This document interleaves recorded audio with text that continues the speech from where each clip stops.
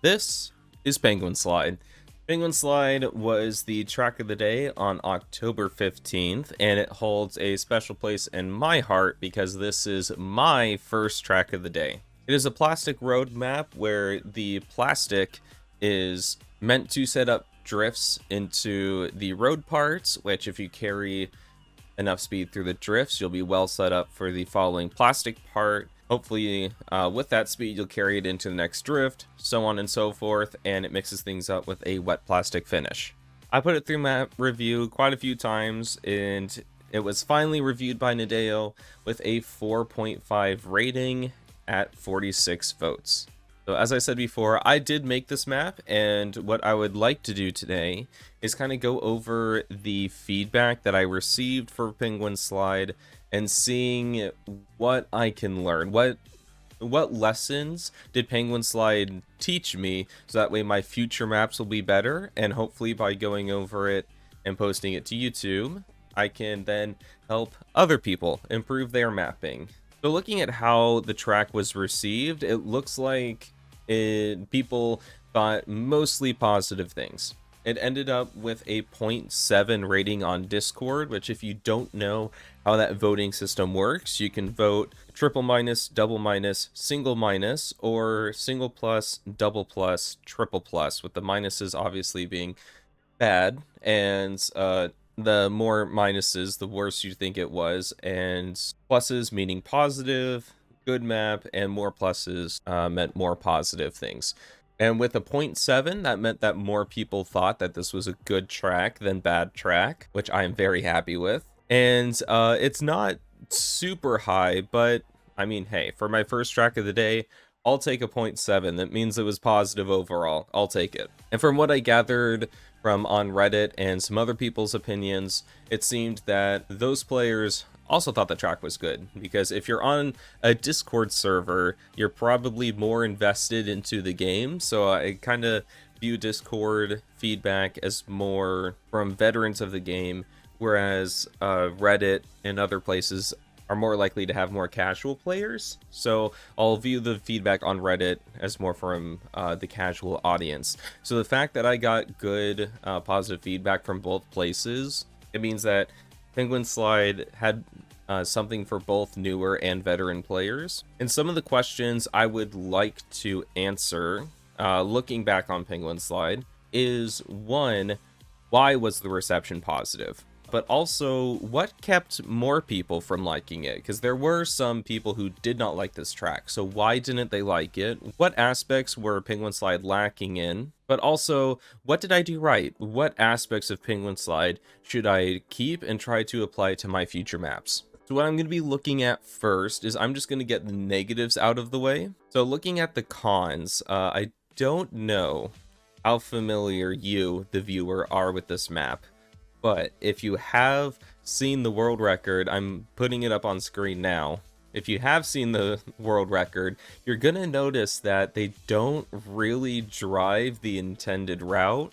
So the biggest negative that I think Penguin Slide had is the fact that there was a reroute. That was a little disappointing, but given how complicated the reroute is, how tight it is to get, and also this is my first track of the day, I don't think I would have spotted.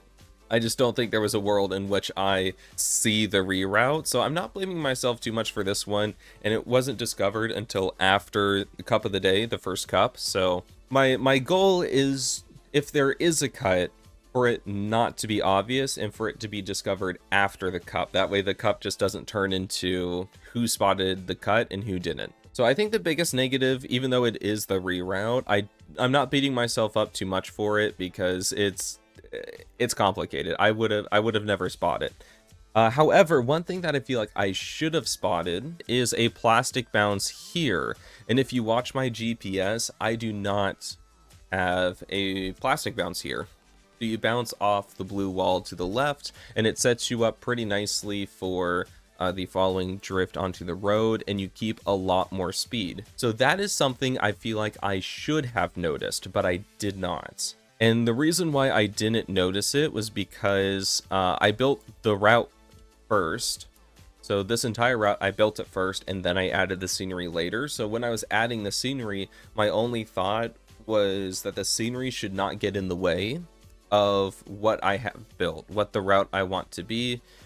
And I wasn't really thinking of how the routes would change with certain scenery elements. And so I was just not thinking about the plastic bounce when I put the walls there, and I really should have. Honestly, the next biggest thing that I saw was people were complaining about the wet plastic section here. That I'm not going to take the criticism too seriously on, because honestly, this is a pretty harmless wet plastic section. Wet plastic is just one of those surfaces that no matter what you do, people will complain about it, and it wasn't enough people. I really thought it was much of an issue. Most of the feedback from the people that didn't like it was just, wet plastic is always awful. So, like, no matter what, if you include wet plastic, you're always going to get the people who hate it. However, one part that I feel like is valid criticism with this risky finish. So, you come across this road here into the risky finish, and if you don't make it, you bounce off the plastic piece into the finish below. And this finish stripe at the bottom, I expanded the hitbox to cover the entire bottom, so you don't have to just land there. You can land anywhere. A lot of people ended up liking it at first, because it was basically, you went for the risky fin every single time, and if you didn't get it, you were knocked into the safe fin. Or so that was the thought. Apparently, instead of being bounced down into the finish, if you hit the corner just right, you're actually bounced up. So instead of just being maybe a second slower, you end up being multiple seconds slower, and people were actually knocked out of Cup of the Day because of that. And I feel that is a legitimate design flaw with the risky finish. Now, is that a flaw that I saw coming? I'll get to that a little bit later, but I do agree with the people who say that the risky fin wasn't really that great, and it was challenging to get. So quite a few people ended up in the range where they were barely not fast enough and would hit that corner. So we'll go back to that in a little moment. But another con that I saw some people knock on the track is actually the scenery. So Track of the Day, those maps tend to have really good scenery. You get people who model entire environments in Blender just for one track. You have people that can build these beautiful environments, and then there's kind of my scenery.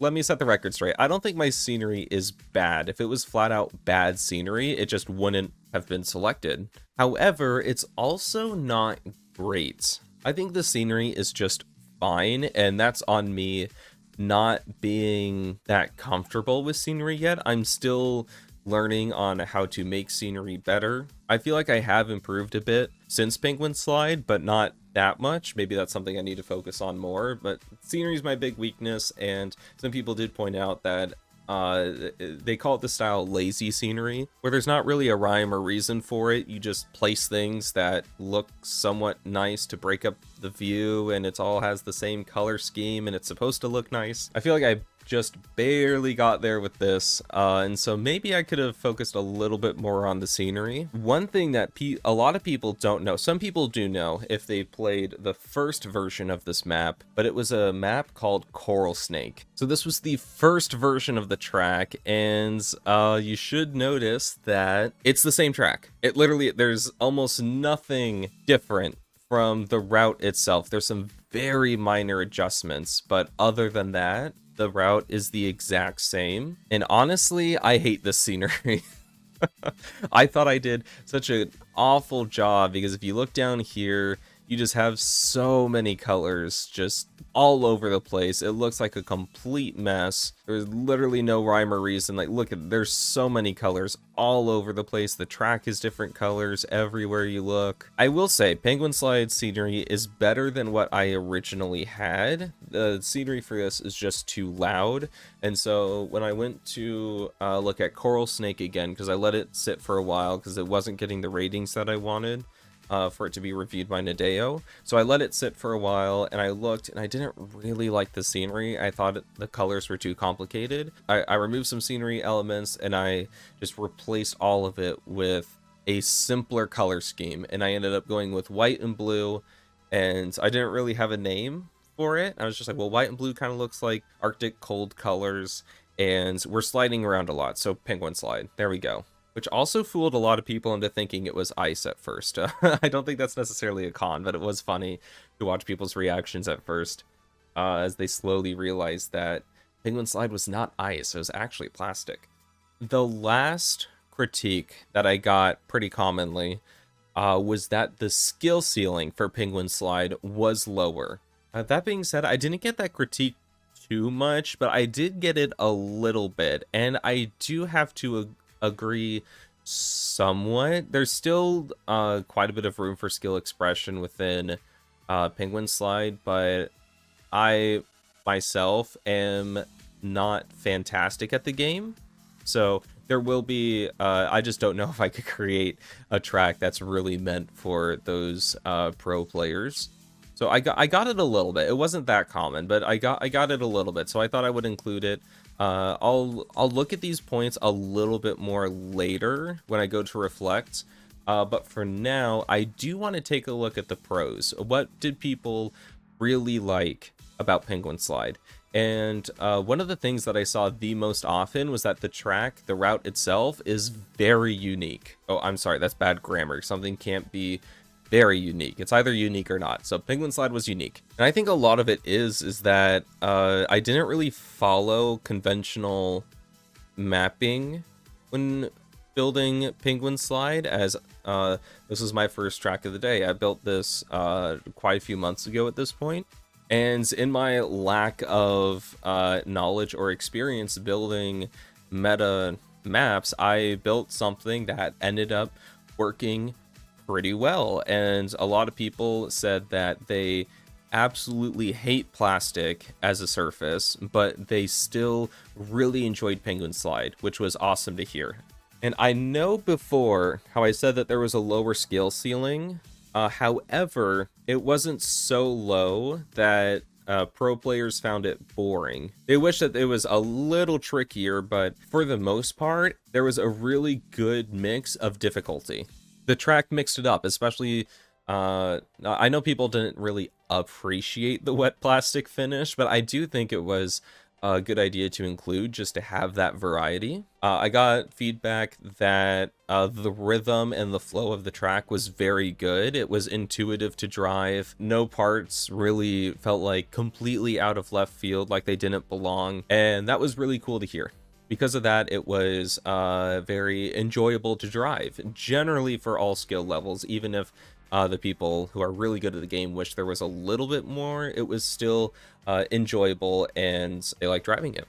And so even though the scenery wasn't anything special, you aren't driving on the scenery. You know, the scenery is just a look at as you're driving the route itself. And from the feedback that I gathered, the route was good. The route was very solid. People enjoyed the route, scenery was okay, but the route is really what made people like this track. And I had several people tell me that it was one of the more enjoyable track of the days that we've had in a while, and that warmed my cold dead heart. I liked it. I liked hearing that. That's pretty much all of the positives and negatives that I received about Penguin Slide. There might have been some smaller points here and there, but I feel like I covered all the larger ones. And now I want to see what did I learn from building Penguin Slide, having it be track of the day. What did I learn? And what lessons am I gonna carry to my future maps? And I think the biggest lesson from Penguin Slide is to pay attention to what scenery will do to the track. Like I said before, this plastic wall bounce was not intended. It was something that was not in the track and only became possible after I built the scenery, which it ended up working out pretty well here. But one thing it can do in the future, if I'm not careful, is it can lead to a larger cut of the track, because there are several cuts in tracks that would not be possible if it weren't for scenery. So it is something that you do have to pay attention to, and I did learn a lesson with the plastic wall bounce. Like I said, it wasn't that big of a deal here, but I don't want to wait until it is a big deal to learn that lesson. So I am glad that I spotted it here. The same thing, maybe a little different than cuts, but pay attention to reroutes, because looking now, you can see the possibility of jumping to a different checkpoint, especially since the track itself crisscrosses and is very compact for what it is. You have to pay attention to possible reroutes, and even if a reroute looks unlikely, but maybe if someone has a perfect run, maybe they could pull it off, or even if it seems slower, just block it off from happening. I did not spot this reroute, but I will be paying attention more to my future maps, and if I see a possible reroute, even if I think it's slower, I'm just blocking it. Just don't have that possibility. So I think the next lesson is that if something can go wrong, it will go wrong. So what I mean by that is, when I was testing the track, specifically the risky fin, I did notice that if you bounced on the corner of the plastic, you would bounce up and then down, and that would cost you maybe like a second, maybe a couple seconds if you had a really bad bounce. And so going off of that, I didn't think it was that big of a deal because it didn't happen very often, and even when it did happen, I was just like, oh, it's only like a second, it doesn't matter. But when you have thousands of people driving your track over and over and over again, whatever small little flaw, or I guess no matter how low the odds are, someone will run into that issue, and you run the risk of that kind of like killing the vibe, like killing the fun of that they're having on the track, especially if it ends up them being eliminated from Cup of the Day, which the bad bounce from the risky fin did end up costing quite a few people. I feel a little bit bad about that, and so the lesson learned here is just, if something can go wrong, it will go wrong. And also, maybe risky fins are a little overrated, I didn't need to create a risky fin. So the next lesson that I learned from Penguin Slide is that it is possible to have a route that is both simple and enjoyable, which kind of sounds silly. Like, obviously that's something you can do. Oftentimes when I'm mapping, I'm concerned, I'm decent, I'm all right, I'm about average when it comes to Cup of the Day performance, so I'm okay, but I'm not great. So there's kind of pressure of, when I build a map, is this even, are good players even going to enjoy this? And it turns out, yes, it can. And the reason was because of the unique track, the unique route itself, and the fact that I did put in some harder goalposts to navigate in that you had to hit in order to drive smoothly. But those goalposts weren't so punishing. Like, if you didn't make the speed check in the beginning, you just had a bad bounce, and that was kind of it. You ended up in a downhill where you could gain a lot of speed back, and it maybe cost you like a second or two. So I don't think I need to be worried about creating a track that pro players won't like, because if a route is fun, it's doesn't have to be super difficult. If the route is fun, it's just fun. And the next thing I want to talk about is the scenery. So I learned a lot from the scenery from Penguin Slide. I think the biggest thing is that I do not like building this type this type of scenery. It's fine, but to me it always feels like, because I don't know what the final picture is gonna look like, I don't have that in my head, so I just keep adding more and more and more until I have to physically stop myself from adding more. And I feel like that was the problem with Coral Snake before, is the scenery was too loud because I just kept adding more and more and more onto it for just no reason, just because, like, oh, there's an empty spot here, I can't have an empty spot, time to add more. And I added too many colors, and it was too much, it was too loud. And so if you don't like the scenery, redo it, because it might seem tedious to have to go back and redo the scenery, but once the track is track of the day, like, that's it. Very few people are gonna go and look for a newer, updated version of the track if it exists. People expect track of the day to be the final iteration of the track, and I am very happy that it ended up being Penguin Slide and not Coral Snake. But that being said, a good route can make up for lackluster scenery. After all, you're driving on the track, not the scenery. So as long as you have a good route that is enjoyable to drive, it can make up for lackluster scenery, and you can still get into track of the day. Because I was very concerned with my lackluster scenery on Penguin Slide that it was never going to be track of the day. Even if it got reviewed by Nadeo, it would not be selected because the track wasn't pretty enough. But it was. I managed to skirt through somehow, and I'm very happy that I did. And I think it is because the route was good. It was a good route. And I think the last thing that I learned from Penguin Slide is to make sure that things are smooth. I think the main reason behind the success of Penguin Slide, I say success, it wasn't like a groundbreaking banger of a map. A lot of people thought it was good. Maybe not fantastic, maybe not amazing, but it was good. And for my first track of the day, I am very happy that people thought Penguin Slide was good. I think a big reason of that is I really made sure that the route was smooth. I'll come out with a video more on this later because I do have a few tips on how to really get the most out of a criticism and potential feedback, but making sure that you do take in that feedback and you do make sure that a lot of the rough spots are smoothed out, because if one person is having a problem with something, that means that a lot more people are going to have that same problem when it comes to thousands of people driving the track. So just make sure things are smooth. And honestly, it completely just made my week. So honestly, having your map be track of the day is really cool. And I want to have more tracks of the days. I've had 2 so far, so I will make another one of these videos for my second map. And so I'm going to take everything that I can learn from this and my next map and make sure that I can build better maps and I can continue getting tracks through on track of the day.